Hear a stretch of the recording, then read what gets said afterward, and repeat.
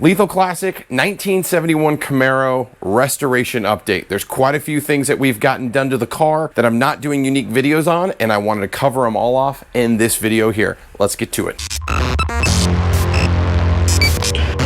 What's going on, guys? Matt over here, Lethal Garage. We're back. We got the 71 Camaro. We've done quite a bit to the car since the last time I did kind of an overview of what's going on, but today's video is specifically to talk about the things that we've done that I'm not doing unique videos around. Obviously, this restoration project is a huge learning experience for me. There's a lot of things I've taken on myself, and there's a lot of things I'm just like, you know what? I'm gonna hire a professional or someone who can help me do this that has done it hundreds, if not thousands of times before to make sure it's done right. Now, there's a lot of things I've messed up. Yes, there's a lot, but today I wanna talk about the things that are going down, what has happened to the car, where we're at, and it's honestly quite a bit of progress in my eyes. Let's get right to it. I'm gonna walk around the car and just walk you through everything that's going down. Let's just jump right on into it.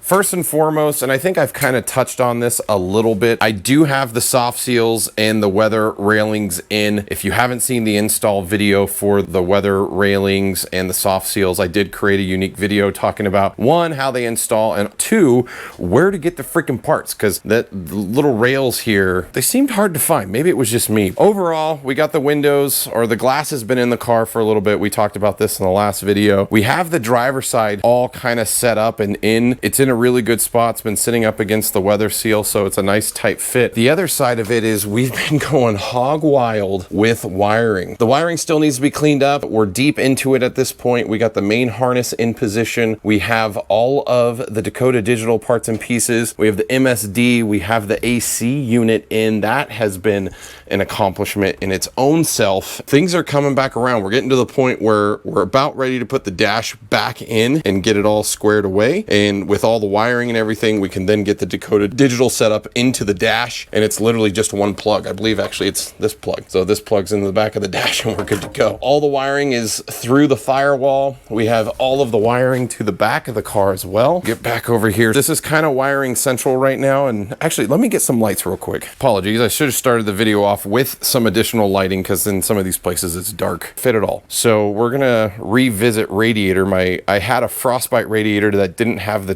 cooler built into it, and decided to go with the Griffin because I wanted the trans cooler built into it.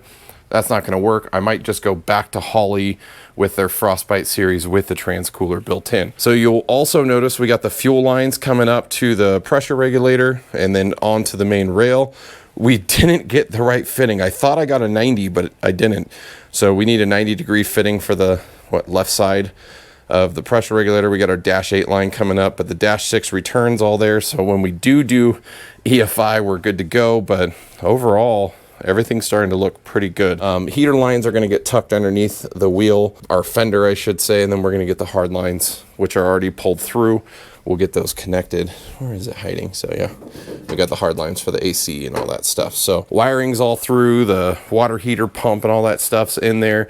And we just got to get that. So as far as the wiring goes, everything's tucked nice and neat. You can kind of see some wiring right here. We got it behind the main front plate, powering everything. I got to get a hot wire for the alternator, but outside of that, everything is mostly buttoned up. Every sensor and everything is all plugged in. All of the cam position sensor, the starter wire, the oil, it's all there. Everything's in place. And the other side is the rain gear setup. So I did do the rain gear hidden windshield wipers, and let me close this down a little bit. You can't, well, it's completely hidden once the hood's closed, but that's all wired up. Let me see if I can get my camera in here. So there's the rain gear system in there, looking nice and clean, but that's all buttoned up as well. So I do need to get the door trim on this piece. I know people have probably already commented, when do you think it's going to be done? Interior wise is not going to be done. I'm expecting to be able to fire up the motor here before the end of March. Dare I cross my fingers on that? That will be a unique video in its own right. I'm very much looking forward to that. An open header first start. It's going to be glorious. It's going to be super glorious. I can't even wait. That's where we're at. If you guys have been following along all the videos, thanks for checking it out. Let me know what you guys think where we're at right now. There's still a lot to do. tons to do. Like actually, I have locks on the passenger side of the car. They're getting all that stuff buttoned up and everything's just getting finalized. There's tons of little stuff like that all over the place. Again, the interior is not going to be done. We'll probably get the back seats and the front, you know, the driver passenger seat done, but all the other final interior bits and pieces, that's going to be